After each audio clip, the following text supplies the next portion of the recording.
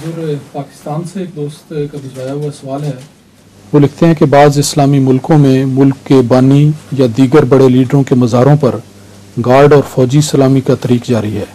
کیا یہ طریق اسلامی تعلیم کے مطابق درست ہے؟ میرے خیال میں بالکل درست نہیں. کہیں کوئی سلامی کا طریق سنت سے ثابت نہیں ہے. جو سنت سے ثابت نہیں ہے وہ لغو ہے، اور اگر یہ واقعی عزت افزائی کا موجب ہے تو پھر یہ رسول اللہ صلی اللہ علیہ وسلم کی گستاخی بھی ہے کہ جہاں عزت ہونی چاہیے وہاں تو نہیں کر رہے، ادنا آدمیوں کو عزت دے رہے ہیں. بالکل لغو و بےمانی طریق ہے. مغرب کی نقل ہے بس، اور کچھ بھی نہیں.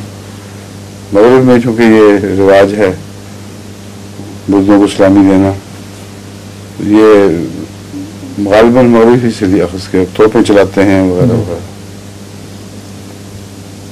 میرا خیال ہے مغربی بادشاہوں میں، مشرقی بادشاہوں میں بھی توپیں داغنے کا رواج تھا کچھ. جی کچھ عرس بھی تو اسی کیٹیگری میں آئیں گے جو عرس وغیرہ ہوتے ہیں. ہاں، مگر یہ اس کی بات نہیں کر رہا ہے. عرس تو واضح شرک ہے نا.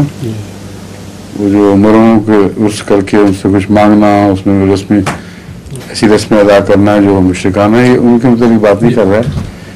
یہ ایک عام رواج جو سیاسی رواج ہے کہ بڑے بڑے ملکوں کے بادشاہوں یا سربراہوں وغیرہ کی قبروں پہ جا کے سلامی دینا، یہ کہاں تک جائز ہے؟